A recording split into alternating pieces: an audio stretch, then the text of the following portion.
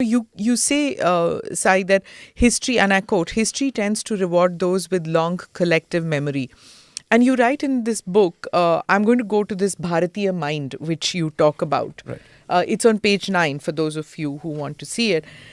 You say this, that in the absence of this big picture, the Bharatiya mind, which is currently buried deep under 3 layers of coloniality, European, Middle Eastern, and Nehruvian Marxist post-colonial, will continue to consume popular, comforting, and infantile fictions.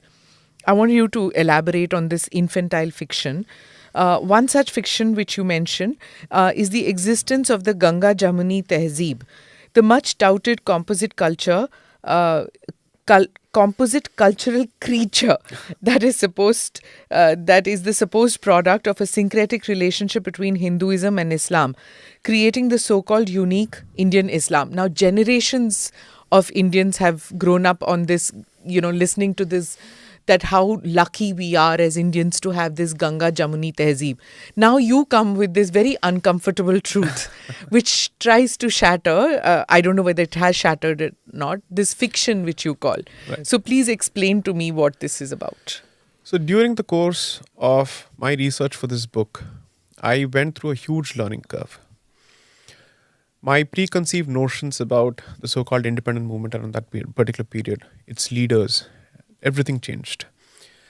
The first thing that I realized is that this composite creature called the Ganga-Jamuni Tehzeeb is a relatively new construct in our public discourse, and which can at best be traced to the period between 1916 and 1923, and not before nor after.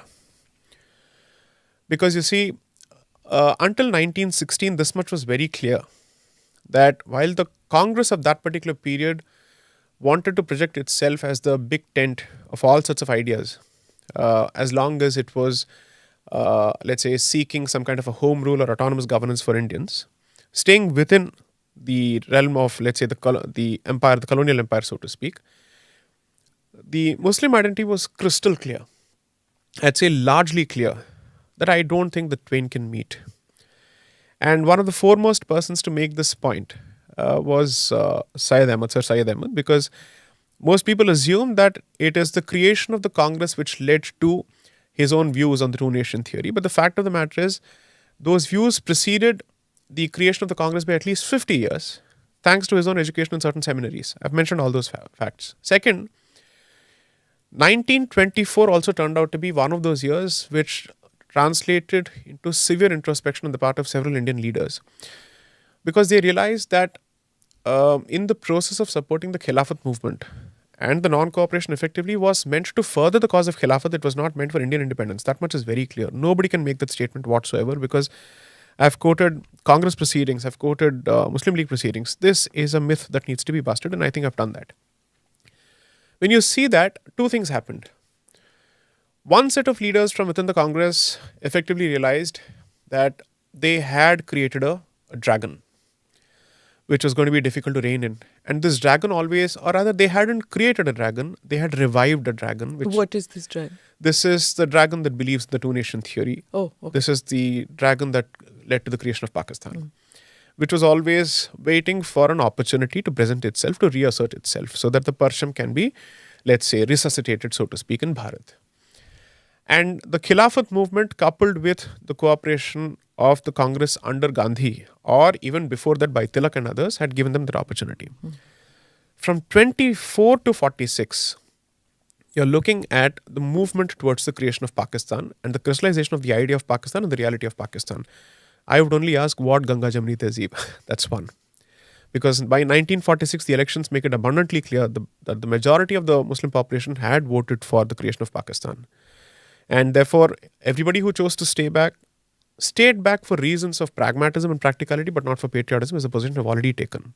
Because you've already cast your ballot at, let's say you vote at the ballot, clearly with respect to a particular idea and its fructification. So, can there be a clearer statement of intent and position? I don't think so.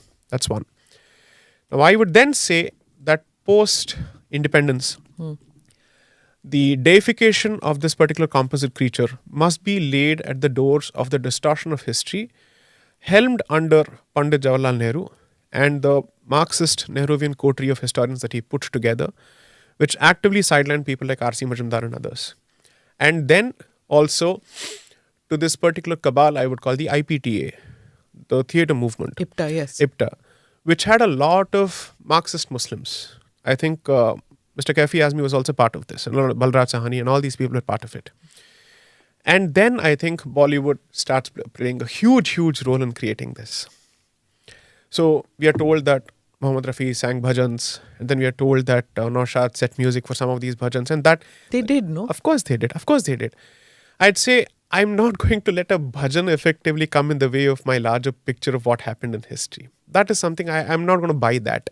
Sai, if I may interrupt, you said it's in the 20th century, right? Right. That this Ganga-Jamuni Tehzeeb, Correct. and there's no reference earlier, maybe not the term. Right. But tell me, the sentiment didn't agree. Suppose it didn't exist. Suppose we Right. were to just look back at, say, Akbar and Dine-e-Ilahi. Right. You've written about that in your book. Right. You've gone into great depths about that. Right. But I'm just asking you, because most people who've grown up think that, okay, there was this syncretic culture which was there, especially in the Ganga area. Right.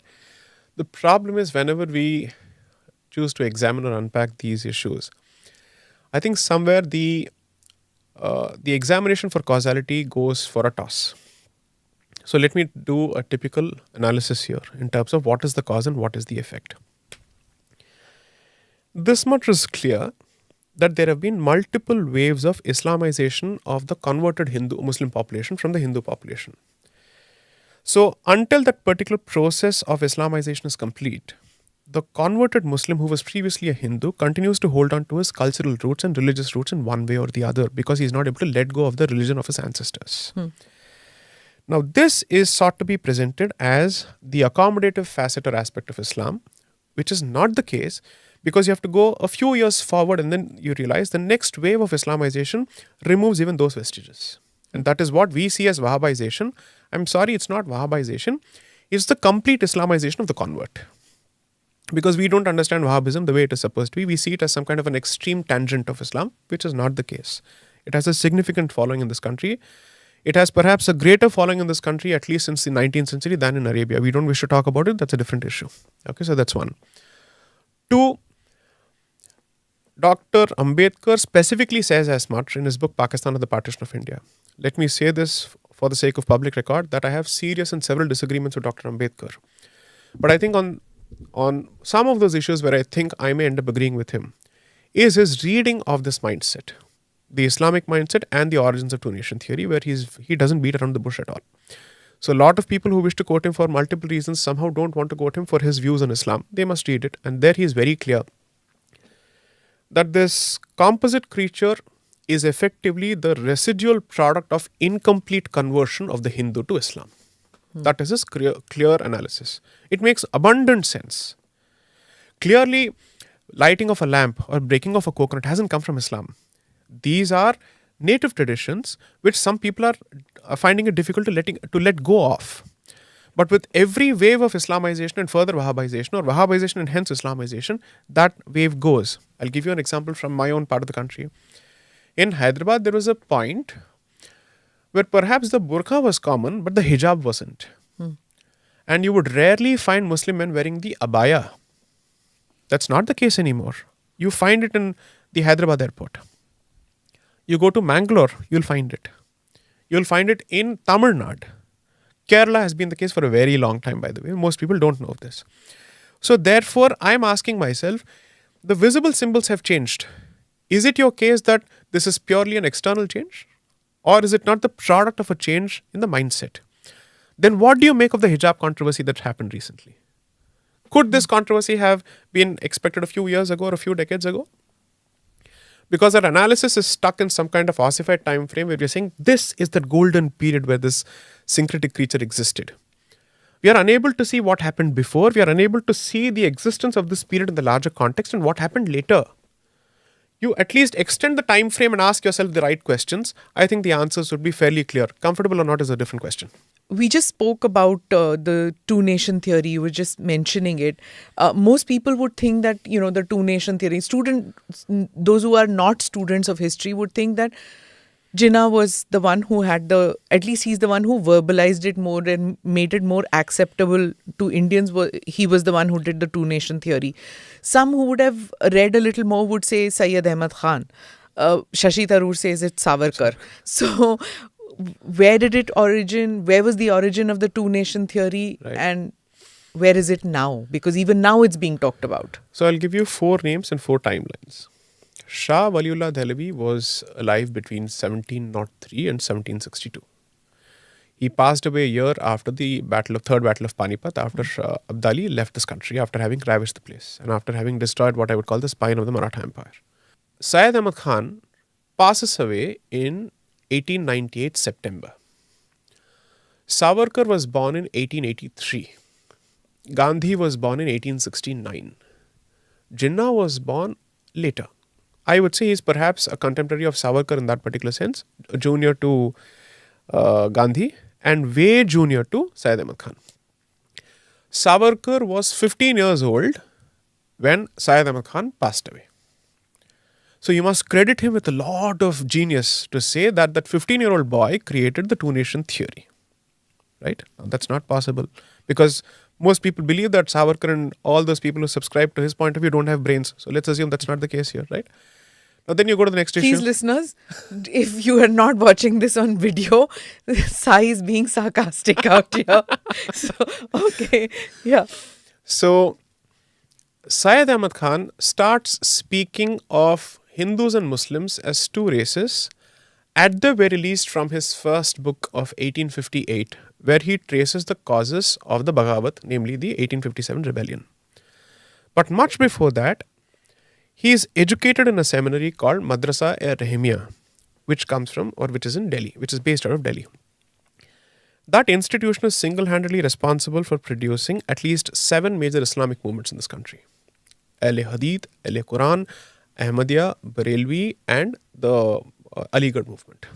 Because all the founders are alumnus or alumni of this particular institution or have been taught by the gurus of this particular institution, or let's not call them gurus, teachers of that particular institution.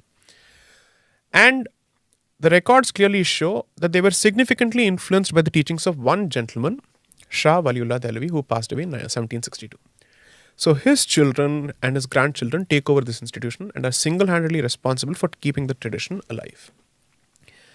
It was Shah Waliullah Dehlavi who clearly said, I am perhaps a 4th generation descendant of Arab invaders. I have lived in this country, but I am not an Indian. In the sense he says, I don't belong to this land. Obviously the word India did not exist then, but he says, I don't belong to this land. He sees himself as an Arab. Clearly says, we cannot mix or intermingle with the local population under any circumstances. Because for 2 reasons. One, I am Arab plus I am a Muslim. So there is an ethno-religious sense of supremacism that pervades his thought process. Now we should ask ourselves, why is he so important to this entire discussion? He is important because from Deoband to every institution of repute that you can name, which is of Islamic origin, so to speak, names him as their intellectual forefather in their own records and books. Yeah.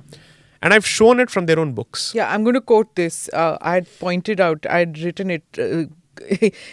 I didn't know that you're going to be talking about it, but then I had already taken it out. He said in this, which I was going to come to this about the doctrine of jihad. And in this, you've even brought Sirhindi, and he says that caused of Islam, Reformation, Revivalism, re-establish Islam in Bharat in its most pristine form through strict adherence to the Sharia and by purging of heresies such as Sufi mysticism, attendant un-Islamic beliefs and practices. You have gone into great detail about the influence of Dehlvi in your book, which is very interesting. Yes, go ahead. So Dehlvi comes out with 2 central philosophies which continue to influence the history of this country and which influence the Khilafat movement as well as the partition of India. So he specifically says that Islam mandates and requires the establishment of a caliphate so that there is a centralized unified command, a chhatra so to speak, under which all Muslim rulers can function. In this land? Everywhere. He says a caliphate, a unified caliphate, and it starts with Bharat. Because this happens to be the biggest possession in their hands. Okay, that's one. Second, he says, along with the caliphate, which will take care of the worldly affairs of Islam, you need a very strong ulama. So there's a very clear division of turf between the ulama and the rulers. He makes that. And it is the job of the ulama to set the Islamic house in order if the Islamic king strays. So he draws on all of that. And this man was a contemporary of Abdul Wahhab. Both of them learn the hadith from the same school and from the same set of teachers in Hejaz. Okay, so look at how the history. I mean, the history of this particular period is incestuous. We read the history of Wahhabism as if it's in a separate silo when it comes to the Middle East, but we don't wish to talk about what happened parallelly in Bharat. He's the one who translated the Quran into Persian. Correct. So that why did he do that? Because by then Persian has become the official language of the administration under the Turco-Mongol Persianized Mughals.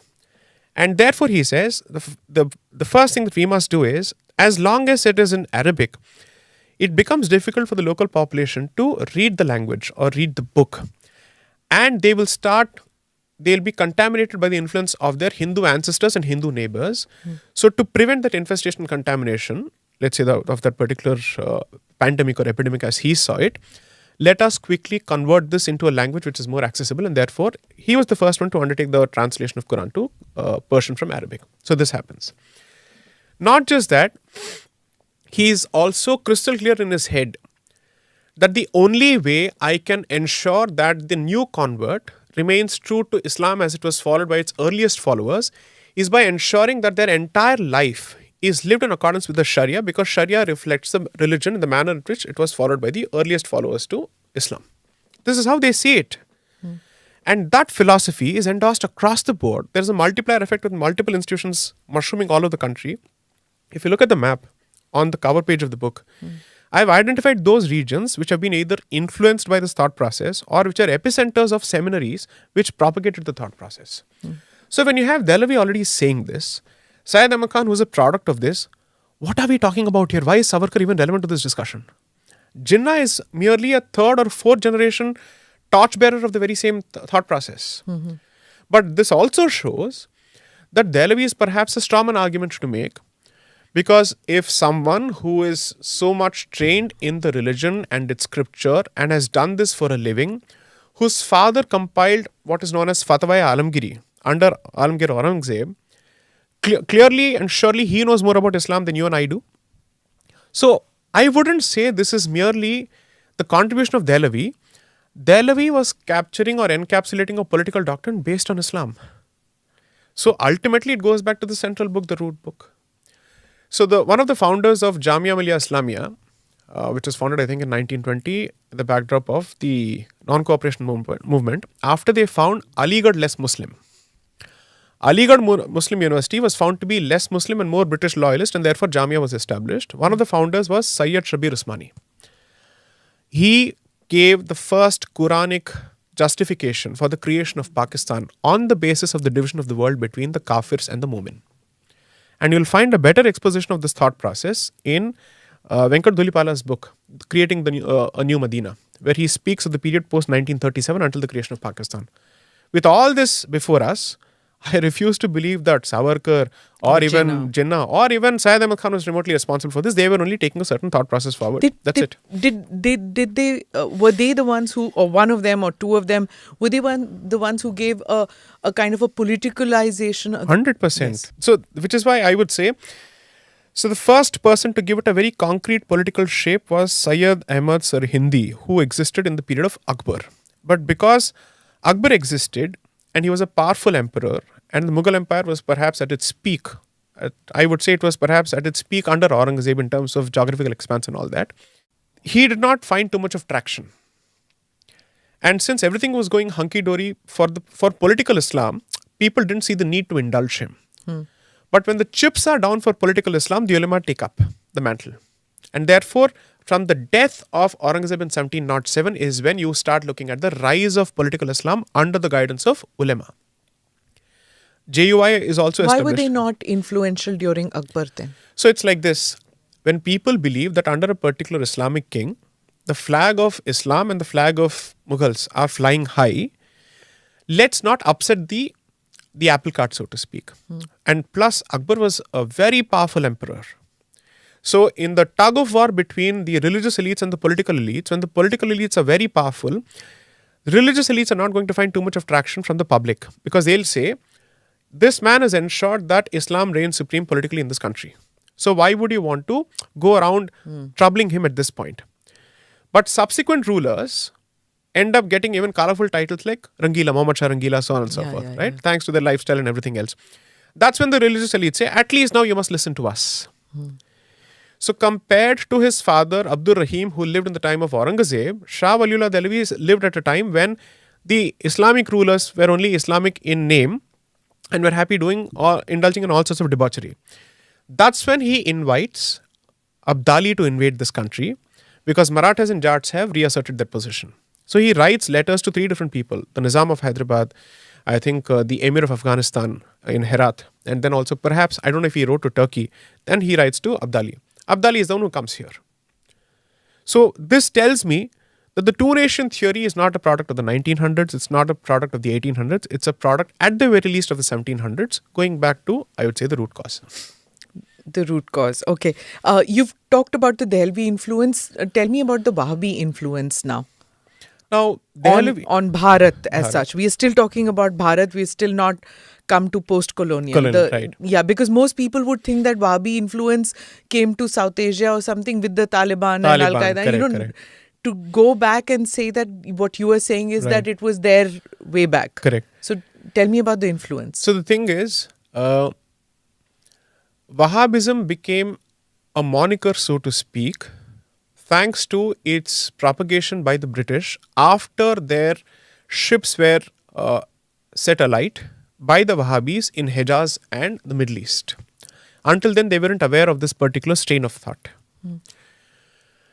Now, Abdul Wahhab and Shah Waliullah Dehlavi, since they were taught by the same set of teachers as far as Hadith is concerned, they go back to their respective realms and take the thought forward. One sees the gradual decline of the Ottoman Empire, because it's competing with the Russian Empire, it's competing with the Habsburg Empire, and here the Mughal Empire is gradually falling.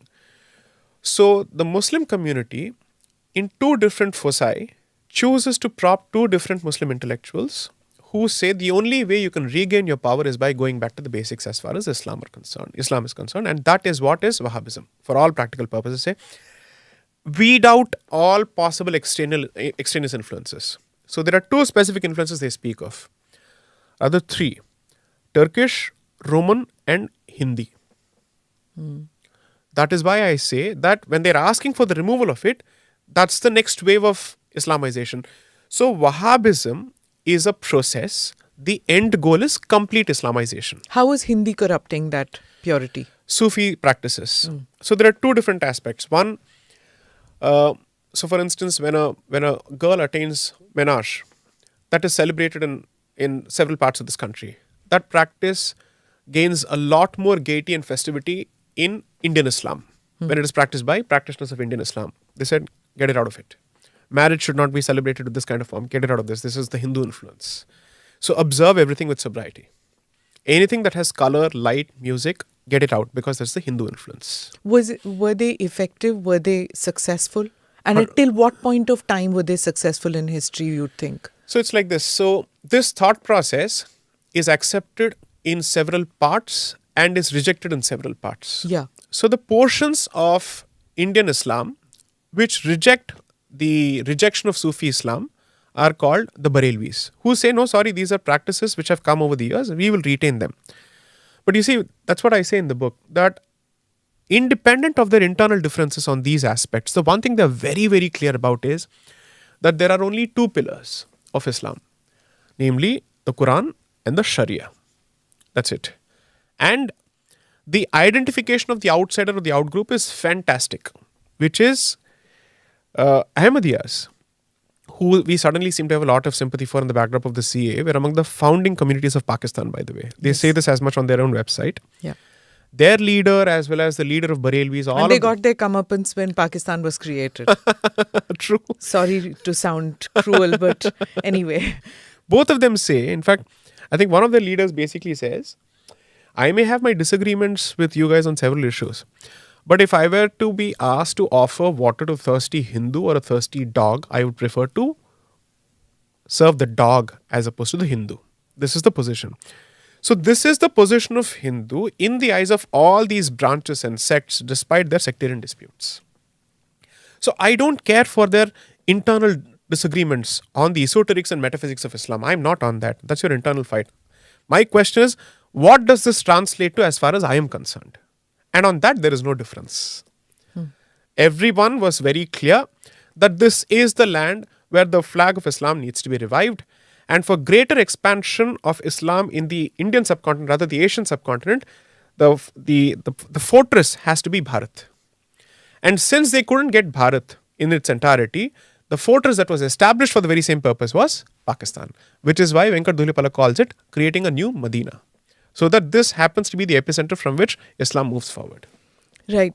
You have gone into great depth about the Bengal, the effect on Bengal. Like the first partition happened in 1905.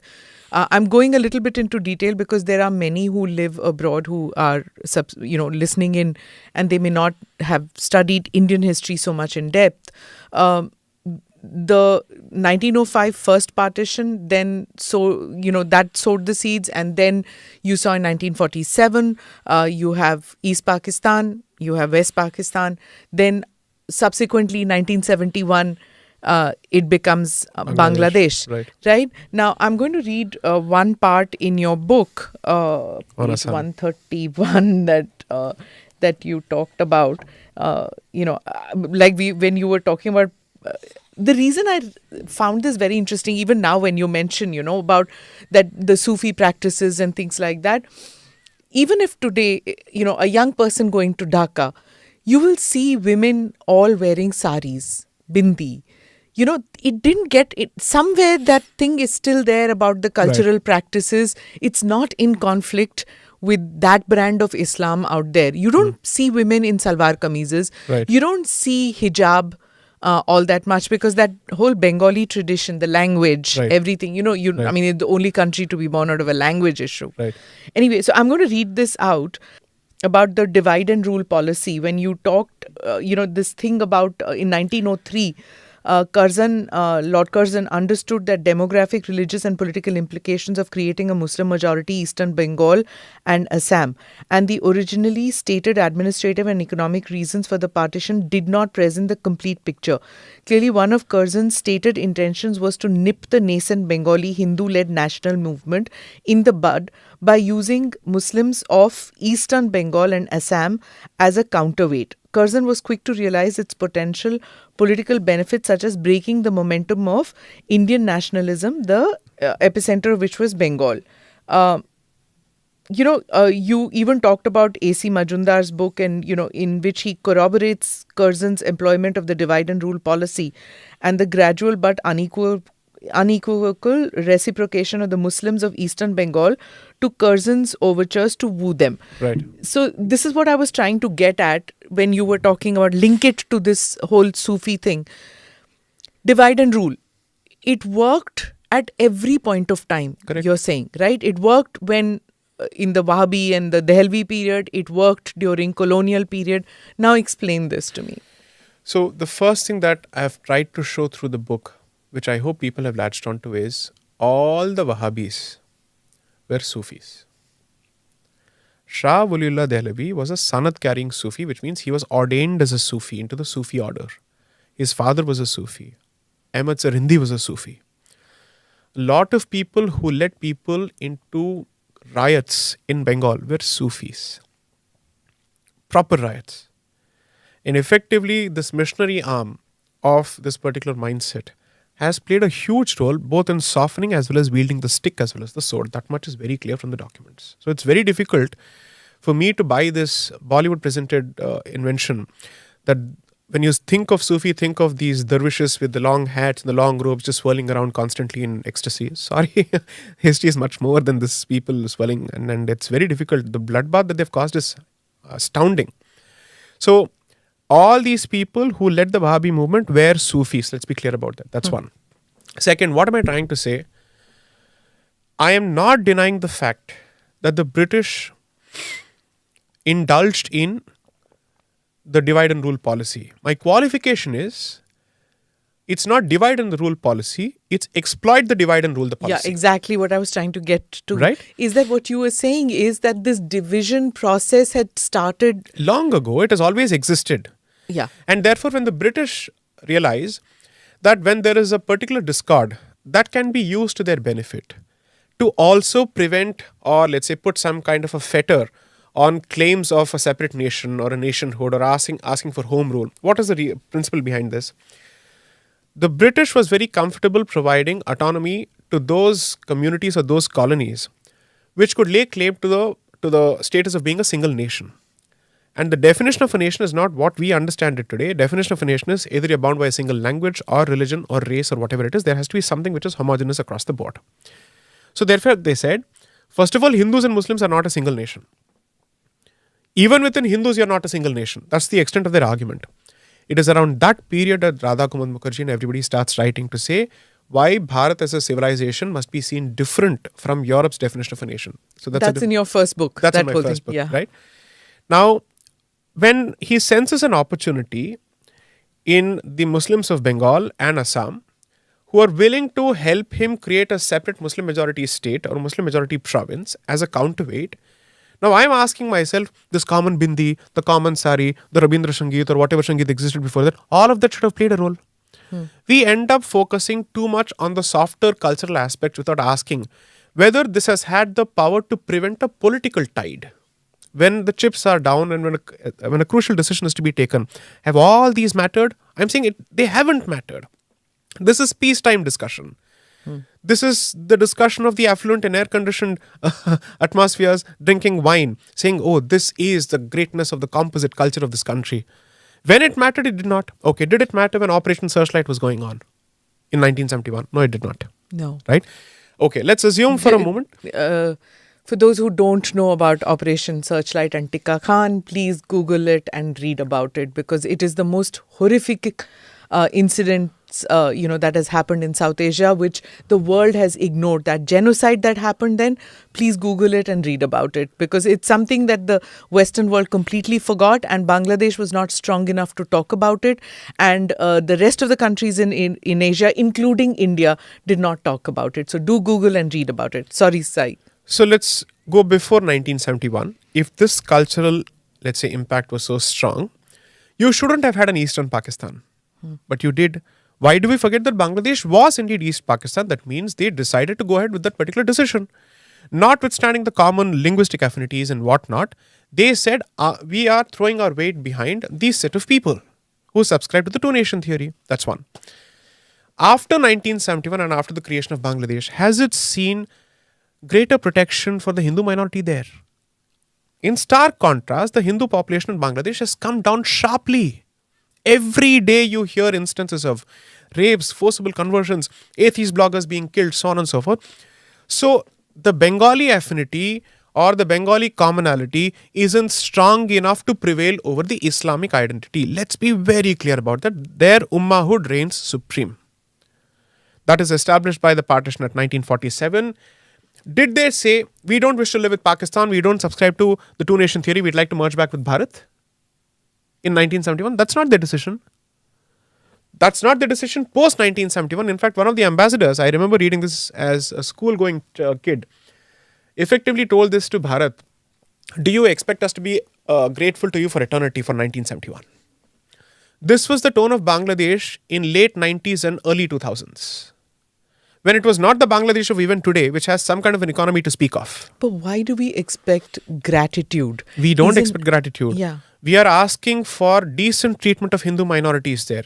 We are asking for some kind of restraint on illegal migration. We are asking for some kind of restraint on the export of cows from here in an illegal fashion and the cow slaughter that happens at Bharat's expense. Because Pashudhan may not matter to you and me, but it matters to the farmer. We have recently seen about 10,000 cows being repatriated from that particular part. And that border is so porous.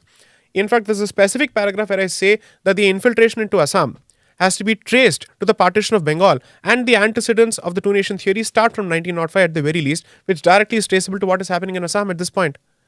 So when we look at Assam, so I think in 2019, just before the lockdown, at the fag end of the year, Professor Faidan Mustafa and I had a public debate on the NRC in Assam, whose results had just been announced. And this debate was organized at Nalsar, of which he is the Vice Chancellor.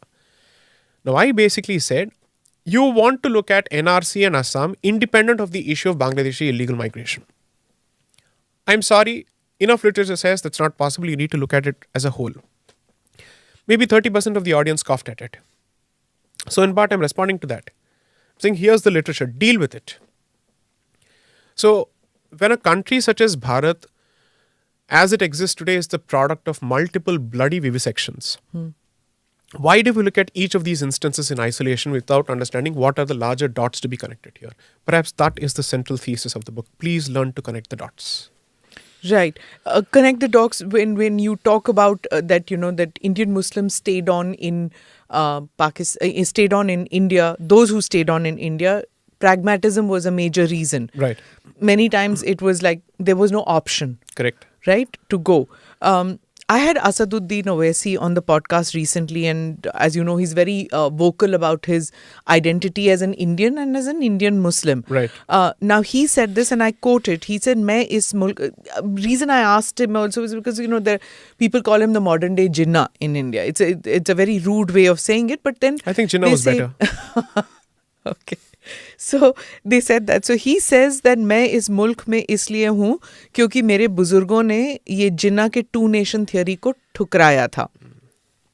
So he talks about staying on in India that his parents did, his ancestors did as a matter of choice, right, not as a pragmatic move because of financial reason or whatever. They were financially well off, his family. Right. So tell me about this, that why you have a different take on this. Well, the floodgates will open. So I hope I will exercise my free speech to the fullest possible extent. Absolutely, please do. Right. So let's go to the first limb of your question, which is on why did I make the statement that they stayed back for reasons of practicality and pragmatism? The good part is, a lot of these people said this themselves. So there's a fantastic interview on YouTube of Maulana Madni where he's speaking to a Pakistani journalist. And he was asked this very same question. Why didn't everyone move there? What was the reason? He said that you're looking at a population which has stayed in this part of the world for several generations. They had their properties here. And they had their masjids here. And most importantly, he alludes to something which is very crucial. Most people don't even talk about it. At the time of the discussion of Pakistan, even those Muslims who opposed the creation of Pakistan weren't doing so because they wanted to be part of Bharat, but because they believed that this entire land belongs to Islam. And therefore they said, why are you settling for 1/3 of this when the entire thing was supposed to be Mughalistan? So it's not that we belong to Bharat, but the converse is Bharat belongs to us. Rather, Hindustan belongs to us. Because it had been conquered. Conquered. And that reference is constantly there in every speech of Syed Ahmad Khan where he said, we have ruled this place for 800 years. That's where this myth comes from his speeches. He says this over and over and over again. So when someone tells me, no, they stayed back for patriotic reasons, yes, but patriotism towards Bharat, no, patriotism towards Mughalistan. That is what they say. Now let's go to the next level. Mr. Owaisi presents a very, I'd say, a peculiar picture. Because his party is the legal successor, or at the very least, the ideological successor of the party founded by this gentleman who fled to Pakistan, Ali Rizvi, a lawyer, who led the Razakars into the genocide of Hindus during Operation Polo. We should know this as people who come from Bhaginagar and Hyderabad, where we have seen our families and relatives being butchered at the hands of these Razakars. So they would come with serrated knives. You'll find Razakars being mentioned in two different parts of the world, Bangladesh and in Hyderabad. Yeah. Okay. So Razakars, what they would do is that they would tie the male members of the family together and set them alight for the rest of the families to watch. This was the nature of it. The hostage population theory, or the critical hostage population theory, was pressed into service by the Nizam, where he used the Hindu population as the bargaining chip with the Indian Union. That is exactly what is captured in the conversation between his Prime Minister and Vallabhbhai Patel. He said, what we'll do here? And to which Mr. Vallabhbhai Patel says, what do you think we'll be doing here? Right? So therefore, I think it's important for people to just unpack what exactly is Mr. Owaisi talking about. What are the antecedents of his party? Where did they take this discussion forward? There is an MIM and then there is an AIMIM. And we are expected to believe there is absolutely no relationship between the two. Why don't you release the documents, the founding documents of your party and see who's taken charge from whom? Okay, let's take the converse of the patriotism argument. Did Hindus of Pakistan stay back in Pakistan out of patriotism for Pakistan according to you? No. Knowing fully well what preceded the creation of Pakistan, what did they stay back for? Again, pragmatic and practical reasons. Which means they did not know how to escape because the wealthy people managed to escape. The ones who couldn't, they had to stay back. Now, where does the Christian population of Pakistan come from? They converted hoping that the international community would come and save them, by the way, because they did not have a central Hindu organization to defend them. These are the origins of Hindus in Pakistan. And the Also, Christians in Jinnah Pakistan. appealed to the Christians Exactly. to clean the toilets. Exactly. So therefore, because these converts... I don't think people realize this, that the reason Christians stayed back was because they were leaving in droves and there was nobody to clean the toilets because they were not willing to clean the toilets with themselves. Correct. And that whole famous speech of Jinnah, that everybody will be free to practice their religion, was because of this. Right. And they never lived within the living quarters or the living areas. They used to live outside and they continue to live outside the city limits. Now let's connect three dots. This is the reality in Pakistan. That's the reality of Valmikis in Kashmir. And that's the realities of Shudras and Namashudras in Bangladesh. Which is to say, the people who were left behind in these parts, the sensitive parts, were the ones who couldn't afford to leave. So there is a... But Owaisi's family, like the others, could afford to leave. I'll come to that. Owaisi's family, you should, whenever you listen to his speeches, please, I would say operate in compartments where you pay attention to his Urdu speeches in his jalsas first and then see what he says in his English speeches before in English channels. In Aurangabad and in old parts of Hyderabad and other places, every time they start talking, they hearken back to the atrocities of Operation Polo. Akbaruddin Owaisi and Asaduddin Owaisi constantly speak of this as if it's a Holocaust that's visited the Muslim community. That's how you speak of the accession of the Hyderabad princely state under the Nizam to the Indian Union. People don't read or let's say watch those speeches. I've seen those speeches. I know Hyderabadi Urdu as well as any other person. So I know exactly what they're talking about. So what is being presented to the English audience is the sanitized version. Now, Sri Arun Shourie wrote a brilliant piece in his heyday as a journalist around the Ram Janmabhoomi period, where he spoke of how temples were destroyed and how history was whitewashed. He said, I went to the Seminary's library in Deoband and other places. The Arabic version openly says we destroyed this temple, this temple, this temple, this temple. He identifies all of that. Arabic to Urdu goes through the first round of distortion, where the tone has come down a bit. From Urdu to English, it's gone completely. And then now we are being told that Ghazni came to Somnath to liberate the non-Brahmins from the Brahmins. This is apparently he had to come 17 times to liberate people and not for the gold, right? Now, when you look at all of this... Again, sarcasm. Listeners, this is Sai's brand of sarcasm out here when he talks about whitewashing of history. Yeah, that's true. There are versions now of invasions Correct. that one is reading. Yes. Mr. Salman Khurshid on one of the summits ended up saying that the advent of Islam to India is not a story of invasion, but a story of migration. Apparently, that's what he said. Whereas we are being told that it has to be treated as the Aryan invasion theory and not the Aryan migration theory. Anyways, now when it comes to Mr. Owaisi, when he says this, he is abundantly clear in several statements on YouTube. He says, Dakhan hamara hai. Dakhan is Dakshin, Deccan, that's where it comes from.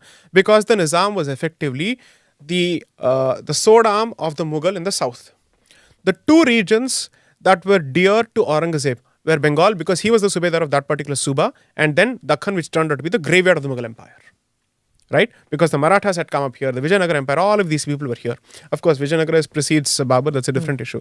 But the point is, they speak from a sense of ownership, and which is packaged and presented as a sense of patriotism. Please learn to distinguish both. I don't buy this for one bit. So he is the same person who rushes to Assam in Kokrajhar in Assam in 2012 because he has to establish kinship with the Rohingyas and others, or people who were being killed there, or people who were actually killing the others. Then there are riots in Mumbai where the soldier memorial is destroyed around that particular period by members of the Rizvi Academy or whatever academy that is, or Reza Academy. He establishes some kind of sympathy with them. He immediately opens up camps for all these people. What is he talking about? I'd like to understand why is it that Mr. Owaisi always finds it in him to establish sympathy for the person who's rioting. I don't see him talking to Tariq Fateh. For that matter, I think there are serious disagreements even with Mr. Javed Akhtar. But let me see if even Mr. Owaisi can find in himself the ability to find common ground with Mr. Javed Akhtar. That's not going to happen on several issues. One is a Marxist Muslim, at least that's what he claims. The other is, I'm a practicing Muslim. Everything is presented as victimhood. So, notwithstanding his let's say his gift of gab to present this as some kind of a sacrifice that they've made, that we have not gone to Pakistan, we have stayed back here and all that, his Urdu speeches to his home audience and his home territory is very, very different. I mean, those speeches reflect a very different side, and I'd say the true side perhaps. See, you were mentioning even Salman Khurshid and we were talking about Owaisi. Now, there are many Muslims who say that if we keep thinking about, or if we go back to, okay, what are your origins? If you go back Khuredo, as they say, you keep digging. Right.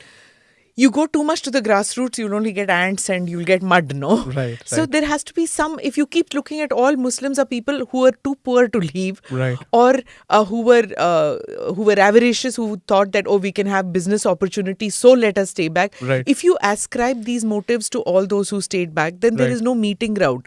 Then the divisions become more and more. Do you agree with that? I think there are some fantastic meeting grounds. So let me give examples. Mr. K.K. Mohammed, who has reconstructed certain temples in Bateshwar and other places in Madhya Pradesh, who also says that I don't find any conflict between my origin as a Muslim and my current belief system.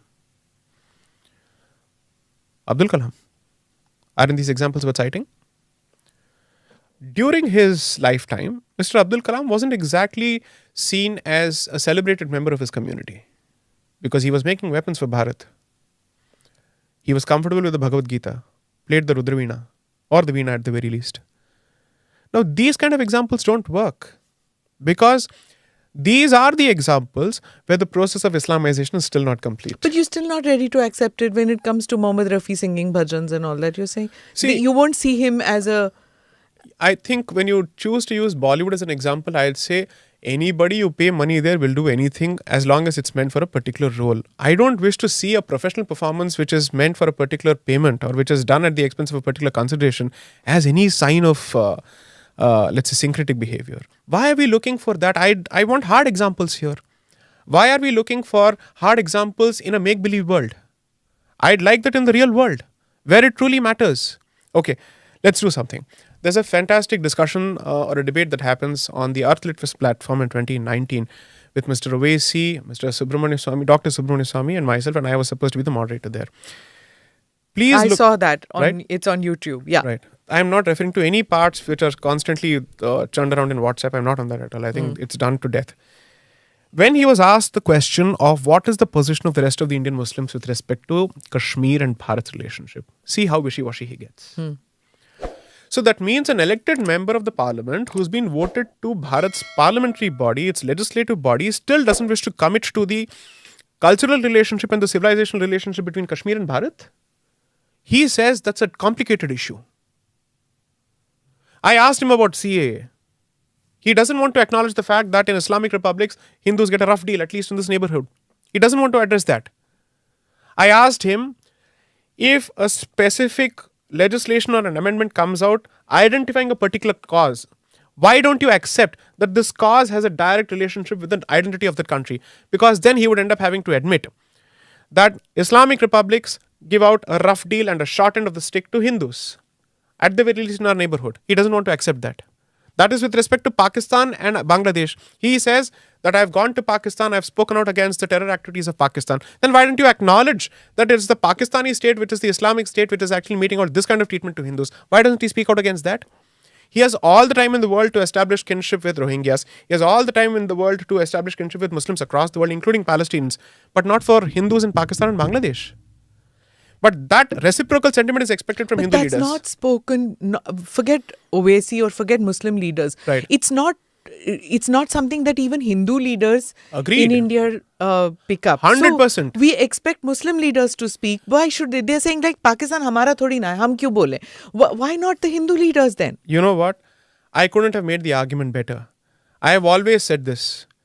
I don't blame the Muslim community leaders or the founders of Pakistan for what they did, because they did what according to them was divinely ordained or scripturally ordained. I blame the Hindus for not doing enough and for not standing by their culture. That is the essence of the first book and the second book. That we are the ones buried under these degrees of coloniality, where we find it so difficult to unabashedly represent our own position, stand by our own culture. That's the problem. Okay, I have a question. Why is it that the Communist Party always chooses to field leaders who either come from the so-called Savarna community and who are also from the Hindu background? Why don't we get to see people coming from the depressed classes of the society becoming heads of the Marxist party, or even people coming from the Muslim background? Because it's the weaponization of the Hindu identity through the Marxist route. Because you get to say the exact argument you presented. Well, it's not the Muslim saying this. It's a person coming from the Hindu background who's making the statement. Immediately you become defenseless. That's how the legitimacy of the state of Israel is undermined by using the American Jewish identity as a weapon against the Israeli Jewish identity. Because it's not the Muslim who's saying this. It's your own guy who's saying this. That's it. Then what do you do? The wind is taken out of your sails, no? That's exactly what happens. So my point is, I find it useless to say that there is a problem with someone else. I say the problem lies within. And the problem lies within, wherein we haven't produced enough committed, intransigent hardliners who stick to the position of their culture as much as they are supposed to. And each time the Hindu society manages to produce them, they are in the minority and they're isolated. That's exactly the fight between the moderates and the extremists in the Congress of that particular period. The Naramdal and the Garamdal, that's the distinction. Moderates and extremists, true. Even the like when Vikram was talking about that, the historians, there was this Shuddho and Ashuddho list. So this is what happens. Now you are bringing up all the Ashuddhos, all of you Indic historians.